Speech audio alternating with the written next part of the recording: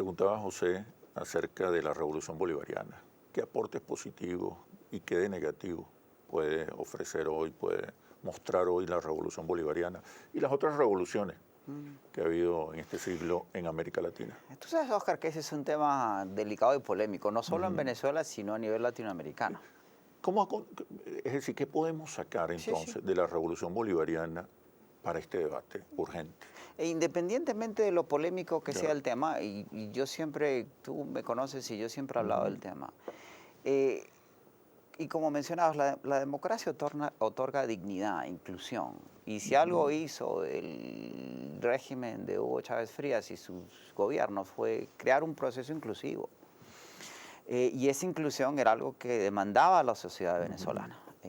Sin embargo, las bases económicas y financieras de ese proceso, que se financiaron con el ingreso petrolero, hoy día están demostrando sus propias contradicciones.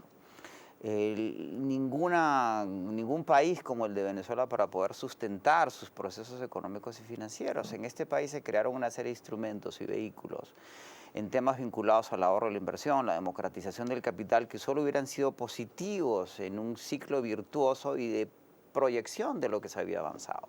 Sin embargo, por un debate interno en el proceso, eso se detuvo y se desmoronó. Y se mantuvo el gasto público y hoy estamos viendo las consecuencias en términos de inflación y escasez de esas contradicciones internas.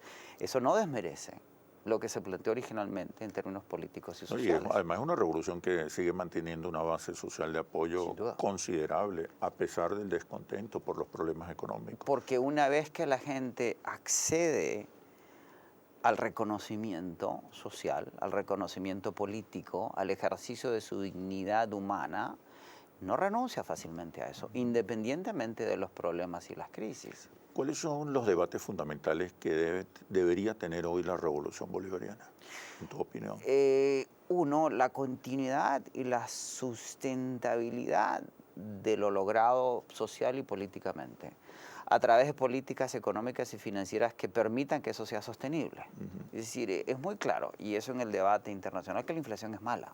La inflación no puede ser buena, es inaceptable. Porque además la inflación es el impuesto de los pobres. Quienes más pagan el impuesto inflacionario son los que menos tienen. ¿Cómo resolver los problemas económicos que hoy más preocupan a los venezolanos? Desabastecimiento e inflación. Hoy día en Venezuela hay grandes distorsiones vinculadas a controles económicos que se establecieron cuando el precio del petróleo era uno y que son insostenibles cuando el precio del petróleo es otro. El problema es que la corrección que se requiere, que desafortunadamente es ortodoxa, por así llamarla, porque no hay forma de hacer correcciones graduales en términos financieros. Eso es muy concreto. Así como la ideología es tan concreta como esta mesa, los problemas financieros son tan concretos como esta mesa.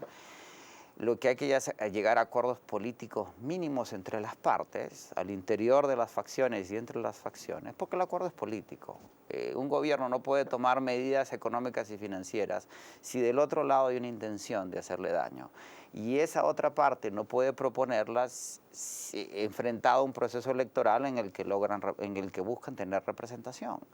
Y los acuerdos mínimos son en virtud del país y del futuro de los ciudadanos en ese país, que beneficien a todas las partes. Por ejemplo, un acuerdo mínimo acerca de un modelo económico mixto. Y de un ajuste que tiene que ser aplicado para que ese modelo mixto tenga proyección y futuro. De nuevo, la sustentabilidad del modelo requiere ciertos niveles de pragmatismo. Hoy día el presidente Correa enfrenta los mismos problemas en el Ecuador porque es una economía dolarizada y que se basó en ciertos niveles del precio del petróleo. Al caer el precio del petróleo y al no poder devaluar o crear liquidez porque está dolarizado, quiere subir los impuestos y la gente no quiere. Correa tiene sus propios problemas. Bolivia, curiosamente, no los tiene tanto porque Evo Morales ha sido más pragmático que sus contrapartes latinoamericanas y tiene fuentes de ingreso bastante interesantes vinculadas a metales y minerales y gas, por ejemplo. Argentina viene en un proceso de ajuste, de un peronismo un poco más radicalizado o un peronismo menos radicalizado. Dilma Rousseff tiene que lidiar con los intereses privados brasileños en virtud de las acusaciones de corrupción al gobierno y de una contradicción que se generó ella misma. Socialismo de tercera generación. Chile con Michelle Bachelet. Finalmente, Michelle Bachelet, independientemente de las contradicciones internas en Chile, y ahí sí hay un capitalismo afirmado y combatiente, finalmente empieza a desarmar la herencia del gobierno de Pinochet, que tenía que ser desarmada. Esa idea que asoma, la política debe dirigir la economía, es una idea central en este nuevo porvenir económico. Y en el nuevo siglo XXI. La política vuelve al centro de la mesa, como fue a principios del siglo XX, después de la Gran Depresión. Franklin Delano Roosevelt inventa el estado del bienestar como lo conocemos. ¿Cómo gestionar el caos que genera la democracia? Es decir, la participación de distintos grupos y distintos intereses. Necesitamos un Estado fuerte. El gran problema del economicismo del siglo XX es que nos vendieron la idea, y algunos la compraron y otros no, de que el Estado debía desaparecer porque el mercado se iba a encargar de todo. Porque era un estorbo. Sí, y el mercado no es democrático. El mercado es un mercado y todo mercado debe ser regulado, ¿sí? El Estado, un Estado fuerte, pero es como que en mi época, yo soy peruano, tú sabes, y en mi época cuando Fujimori era presidente, la gente decía, pero es que necesitamos mano dura. No, necesitamos mano firme. Y justa. Exactamente, como la de un padre. Hay una diferencia entre ser firme con los hijos o ser duro con los hijos, y lo mismo con el Estado. Hoy día vamos a presenciar un proceso de refortalecimiento del Estado bajo criterios pragmáticos, es decir, menos radicales y menos ideologizados del siglo XX. Acordémonos que el siglo XX fue un siglo terrible para la humanidad. 2 guerras mundiales, el Holocausto, la Guerra Fría. El siglo XXI es un siglo de racionalidades. ¿Cómo construir un Estado fuerte sin el peligro de caer en el estatismo excesivo? Un Estado eficiente, un Estado que dirija, un Estado que dirima, un Estado que ejerza la justicia en su nivel más amplio, no solo la justicia de las cortes, sino la justicia social. Pero el Estado es manejado por seres humanos, por burócratas. Sí, el problema es que un Estado débil se burocratiza. Y una de las cosas que decía... Y una burocracia poco formada debilita el Estado. Y no solo eso, Max Weber decía que, que el mayor temor de la gente es el temor al cambio.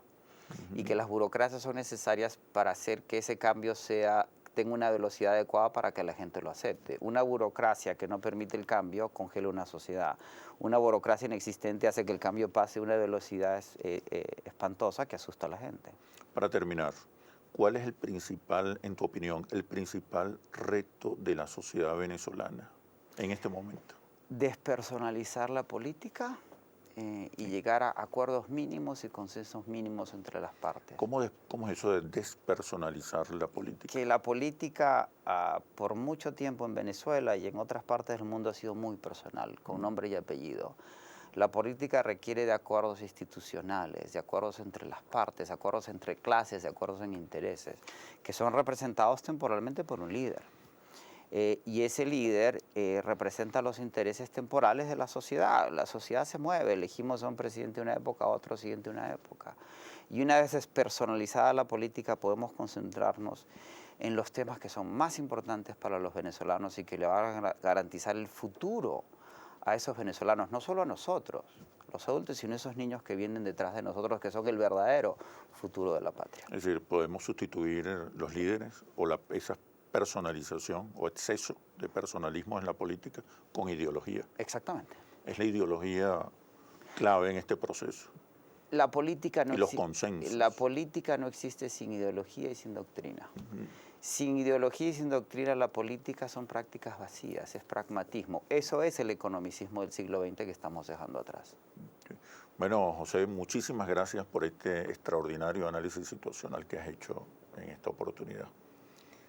Y ahora las conclusiones.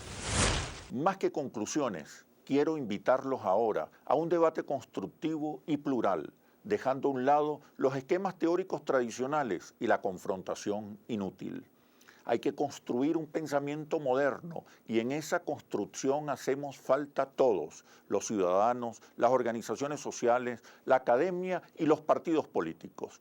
Debemos sumar todas las reflexiones y propuestas y reencontrarnos en un espacio de tolerancia y participación genuinos. Así culmina este análisis situacional. Los invito a seguirnos por nuestras redes sociales, @interlaces y @asituacional. Soy Oscar Chemel y los espero en un nuevo análisis situacional.